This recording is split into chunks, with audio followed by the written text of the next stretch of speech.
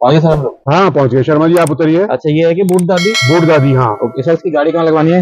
मैं आगे का लगा रहा हूँ, मेरे पीछे लगा देगा। ओके, इसको बोले सर के पीछे लगा दो। मैंने आपको बोला था हिडन जैम पे लेके जाओ, और सर मेरे को लेके आया बूट दादी। ये, हाँ। और पता है सर का जो आप देख ही रहे हो, सर का उत्तराखंड से कितना वो है अटैचमेंट। और सर लेदर भी अच्छा हो गया। बहुत बढ़िया हो गया। और ये जो बूट दादी है, उनके पास जो जो भी ये परोसते हैं, ओके। जो भी ये बनाते हैं, वो ट्रेडिशनल फूड है उत्तराखंड का, जो कि मैं कह रहा हूँ कि अगर इसका प्रचार और प्रसार और गवर्नमेंट इसको प्रमोट करेगी, कर रही है वैसे इस पर्टिकुलर को, तो इनके पास वो खजाना है भोजन की दृष्टि से, जो कि हाईली न्यूट्रिशनल जो वैल्यू है, हाई न्यूट्रिशनल वैल्यू के साथ साथ मेडिसिनल वैल्यू उसकी बहुत हाई है। आजकल आप देख रहे हैं कि पूरा हिंदुस्तान जो है जंक फूड और फास्ट फूड पे जा रहा है।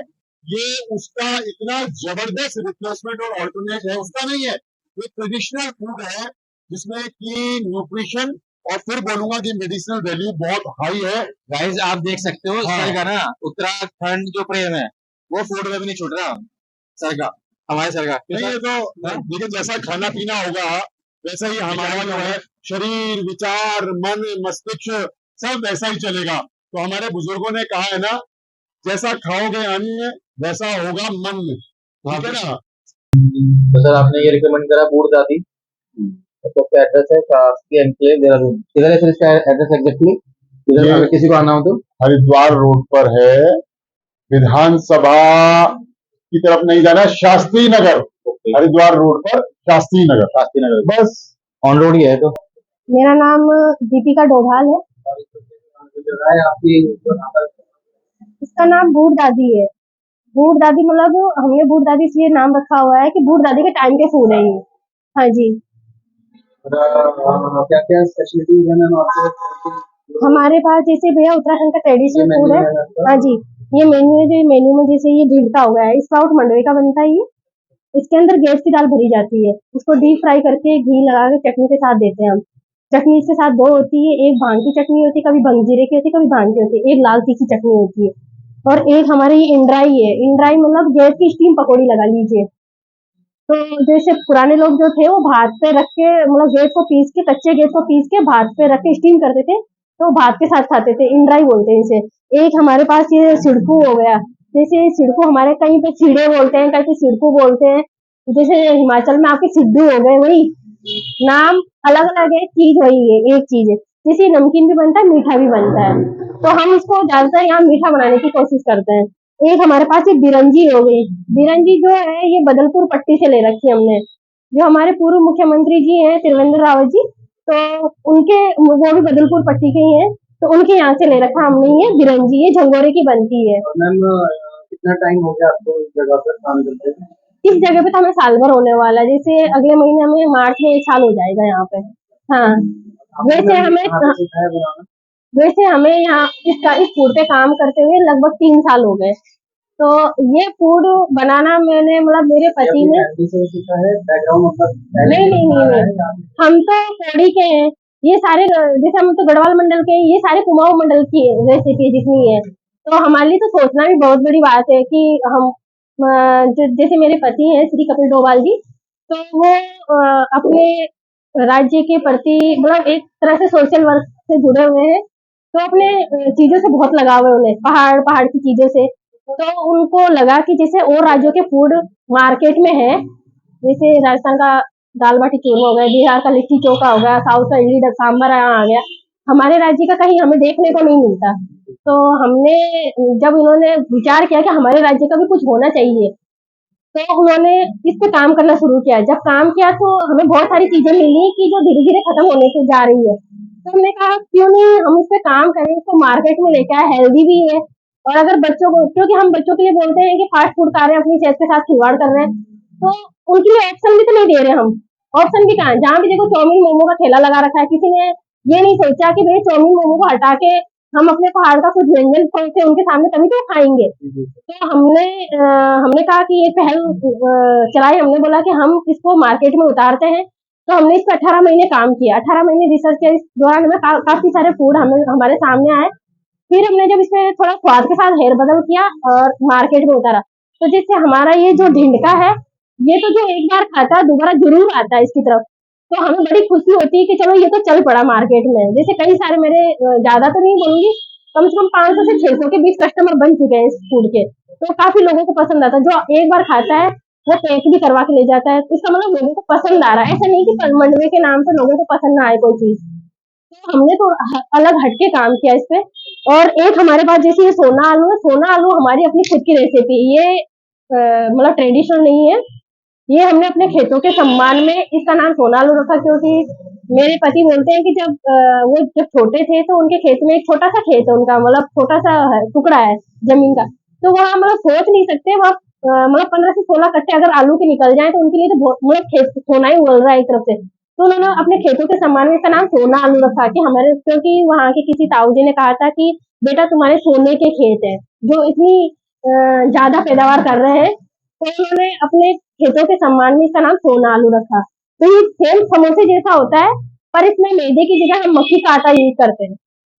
मक्की के आटे के अंदर आलू भरा जाता है, तो बच्चों को बहुत पसंद आता है। एक हमारा ये अस्कली हो गई, अस्कली मल्टीग्रेन आटे की छोटी छोटी बॉल्स होती हैं। तो जो पहले एक तवा होता था, पत्थर का तवा, अस्काई बोलते थे उसको, उस पत्थर के तवे में बनाई जाती थी। तो धीरे धीरे वो खत्म हो गया, मतलब ये बिल्कुल कंप्लीट लॉस्ट रेसिपी, ये खत्म हो चुकी है। तो जैसे हम ट्रेड फेयर वगैरह में कहीं लगाते हैं, मेले मूले में जाते हैं, तो हम वही उसी तवे में बनाते हैं, पत्थर के तवे में।